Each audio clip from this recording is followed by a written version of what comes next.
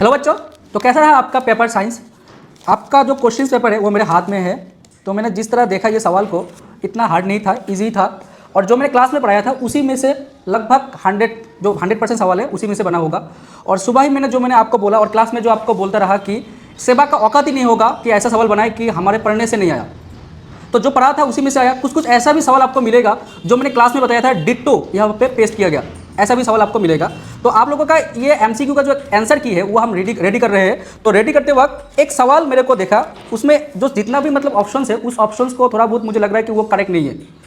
Booklet number 1 question number 5, इसका जो आपका ऑप्शन है चारों का चारों ऑप्शन ही गलत है मेरे हिसाब से। तो कैसे गलत है मैं वो आपको एक्सप्लेन करूंगा, आप देखिए वीडियो में।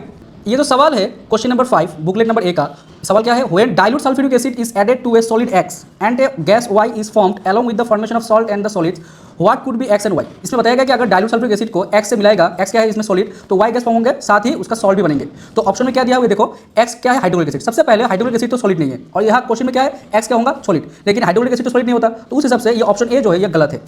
ऑप्शन बी क्या है देखो भाई, ऑप्शन बी क्या बताया कि ये X होगा क्या, सोडियम हाइड्रोक्साइड। तो सोडियम हाइड्रोक्साइड क्या है, एक बेस है, अगर ये एसिड के साथ रिएक्ट करेंगे तो सॉल्ट और वाटर बनेंगे, that is neutralisation reaction.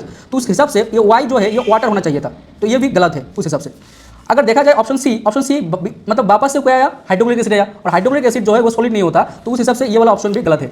Option D को आप देखो भाई, सोडियम हाइड्रोक्साइड फिर से आया, तो सोडियम हाइड्रोक्साइड के साथ अगर ये रिएक्ट करेंगे फिर से न्यूट्रलाइजेशन रिएक्शन होंगे, तो Y क्या होगा, वाटर होना चाहिए, लेकिन इसमें क्या है कार्बन डाइऑक्साइड। तो मेरे हिसाब से ये सोडियम हाइड्रोक्साइड ना होकर ये सोडियम कार्बोनेट होगा, तो ये ऑप्शन राइट होता।